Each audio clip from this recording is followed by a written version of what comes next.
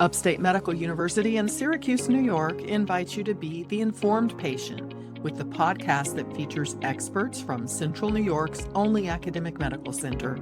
I'm your host, Amber Smith. As the Earth's temperatures rise to dangerously high levels, humans are becoming more vulnerable to a variety of heat illnesses, and some humans are more vulnerable than others. We'll learn more about the threat from heat from my guest, Dr. Augusta Williams. She's an assistant professor at Upstate who earned her Doctor of Science degree from the Harvard School of Public Health and her master's degree in Environmental Health Sciences, Climate, and Health from Columbia University. Welcome back to The Informed Patient, Dr. Williams. Thank you so much for having me. You and your co-authors from Drexel University wrote about heat vulnerability in the American Journal of Industrial Medicine. What can you tell us about the research that went into that paper? I worked with some folks from Drexel University, like you said, who had expertise in environmental and occupational health, epidemiology, and also evaluating the impacts of health policies. And we've collaborated on several other heat projects in recent years, but the lead author of this project, Dr. Leah Shanasi, proposed a framework, which is what we wrote about, kind of leveraging existing models of public health as well as climate adaptation to think about how social and labor policies really serve as structural determinants of workplace heat vulnerability. We reviewed, with Dr. Shanasi leading those efforts, nearly 200 articles on the topic, demonstrating how things like organizational policies, does someone provide training for their workers? Are there heat protections in place for their workers? But also structural programs and policies. For example, things like, are there local, state, or federal policies on heat? Are there minimum wage laws? Is there paid sick time? All of these things really influence heat vulnerability for workers. And so our paper leverages an existing model in public health called the social ecological model of health, as well as strong concepts on climate adaptation to think about how investing in these different types of social and labor policies and programs can actually build heat resilience for workers. Did you find a lot of existing policies dealing with heat? Yeah, there's a lot out there. We know a lot about heat. We're learning more and more about how workers specifically are impacted. And right now we've seen the threats of heat increasing, especially this summer. And it really takes all different types of policies to protect workers. Policies in the workplace are one strong thing we need more of, but also knowing that if somebody has access to paid sick time, or if somebody is making a living fair wage, those things improve their health and also make them more heat resilient as well. So it's really thinking about this more comprehensively and holistically than we may sometimes be doing prior to us discussing this framework. Does this go beyond the workers that we think about when we think about heat? Construction workers, people that have jobs outdoors, but this is really beyond that. Yeah, folks working outdoors like construction workers, farmers, farm workers, landscapers are definitely at risk of heat stress. However, there's also heat exposures and physical exertion indoors, especially if you're working without something like air conditioning. So industries like manufacturing are also extremely at risk of heat stress. And that's where thinking about these things more holistically can help protect more workers more equitably. So what is heat stress? Is there a definition for it? Heat stress, we can think about that as being the heat load that our body is undertaking. How much heat are we being exposed to? Okay. And compared to other climate problems, increased flooding, increased wildfires, how big of a problem is the heat? All of these climate change related weather events are big problems, especially for health. Heat is often discounted, though, as not being as big of a problem because it's less scary looking. When we think of a hot day, it's usually blue skies, sunshine, people are outside, and that seems less scary than something like floods or wildfires. However, for decades, we know that heat actually kills more people each year than any other type of severe weather event. It's often known as what's called a silent killer. And so all of these things are important to think about, but I think we need more people to recognize the health impacts of heat because it's a very large public health threat. Well, from your research, what are some of the medical effects of heat exposure? Heat exacerbates respiratory, cardiovascular, or even kidney disease, and it can even complicate diabetes, gastrointestinal disease. And more research in recent years also demonstrates that heat impairs our ability to sleep well, which some folks may relate to if they're sleeping in a hot room. And when we're not sleeping well, that sets our body up for limited performance or limited health the next day. And we also know that heat impairs our cognitive function. It impairs how clearly we're able to think, our ability to make rational, safe, timely decisions. And so comprehensively, heat can take a really large toll on people's health in a lot of different ways.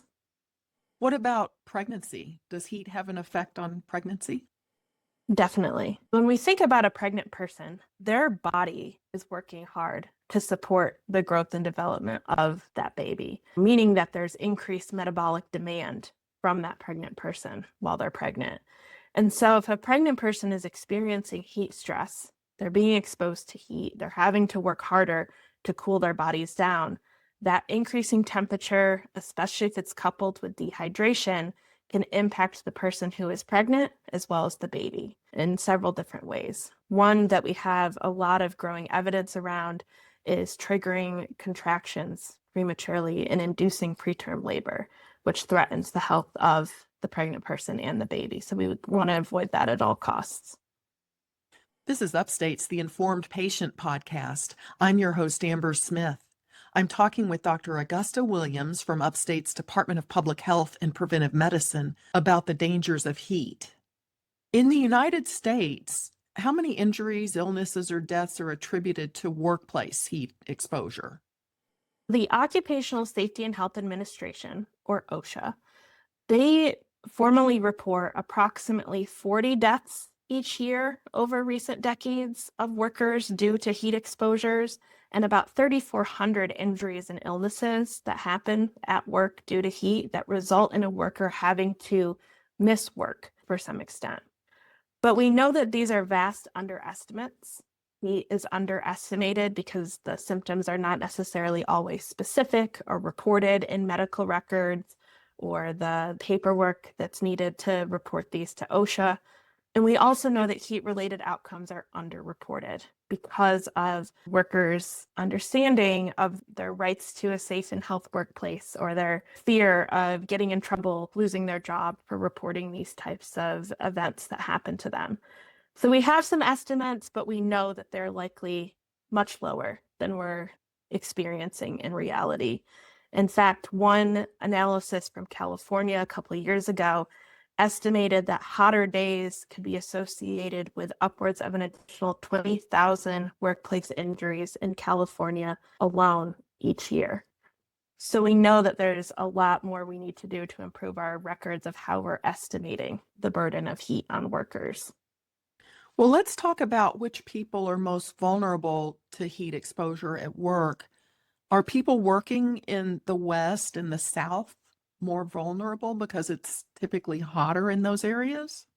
Yes, like you said, it's hotter in those areas. They're having more heat exposure.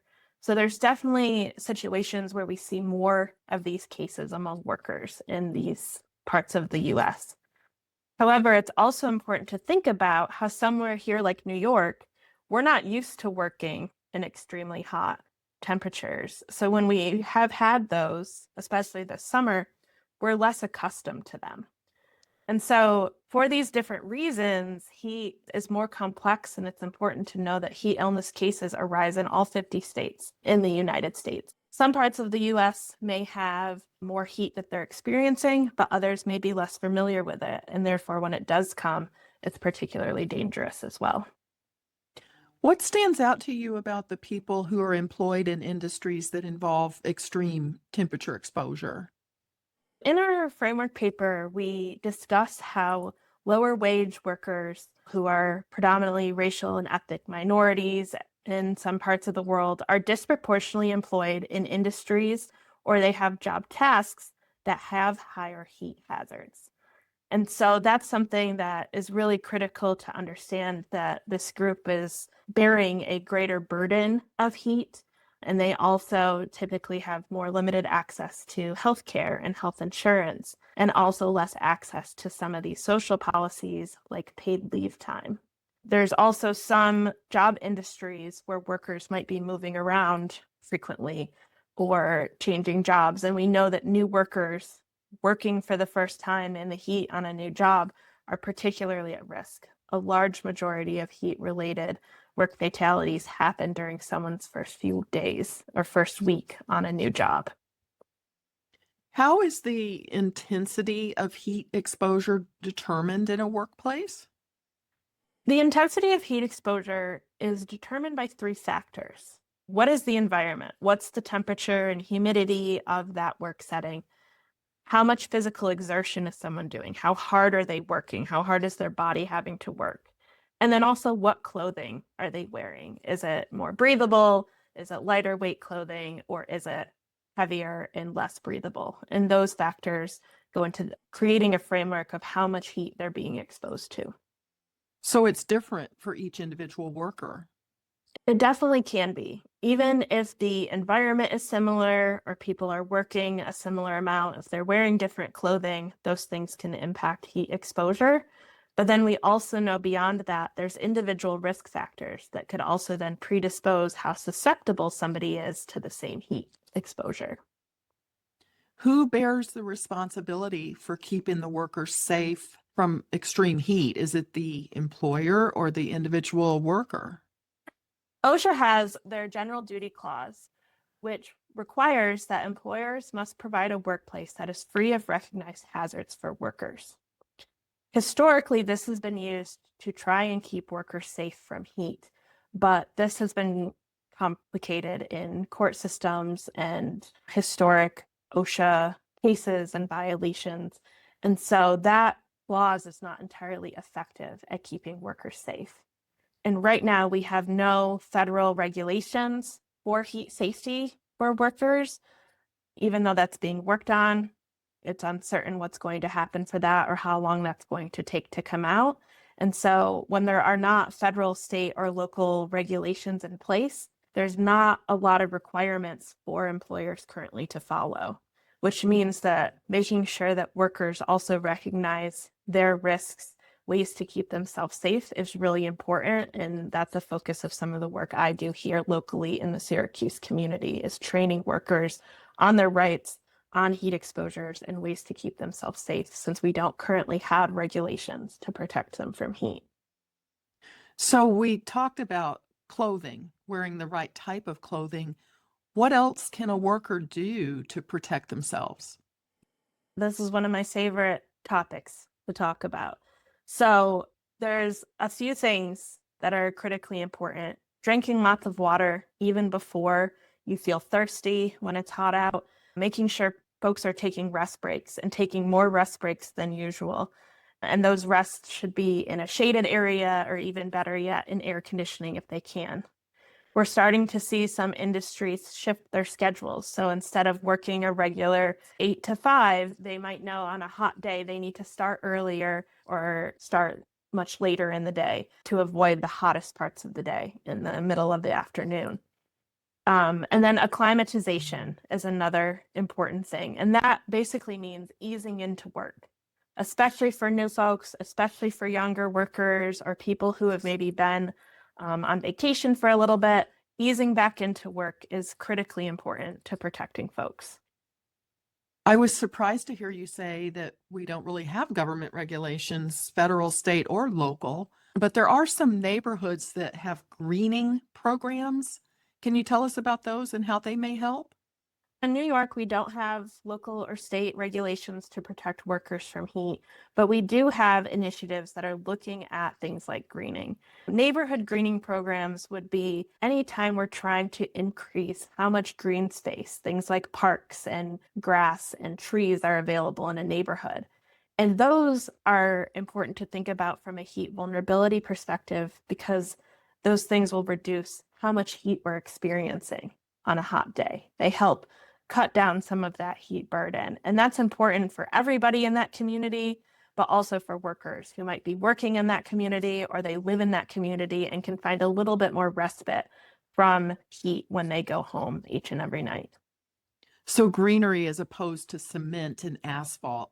Exactly. Anytime we're having green space, it's going to be much cooler temperatures than blacktop or pavement and things like that. Well, before we wrap up, let me ask you, are these same workers who are vulnerable to heat exposure also vulnerable to cold exposure in the winter? That's a great question, especially here in Syracuse when we also have cold winters. There's been less research done on cold and extreme cold winter weather, but we do know that working outdoors, especially if you're continuing to have high levels of physical exertion, could similarly result in health effects, health impairments for workers, especially those who are working outside. So there's definitely some similar pathways there. And as we're seeing more hot days, it's important to think about how can we make sure we're protecting workers from both of these extremes. Well, this has been very interesting. I appreciate you making time for this interview, Dr. Williams. Yeah, thank you so much for having me. My guest has been Augusta Williams, an assistant professor in the Department of Public Health and Preventive Medicine at Upstate.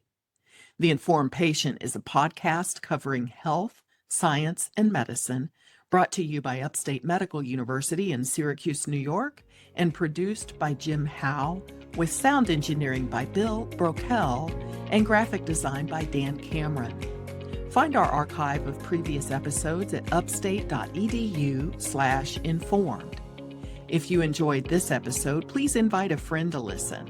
You can also rate and review the Informed Patient podcast on Spotify, Apple Podcasts, YouTube, or wherever you tune in. This is your host, Amber Smith, thanking you for listening.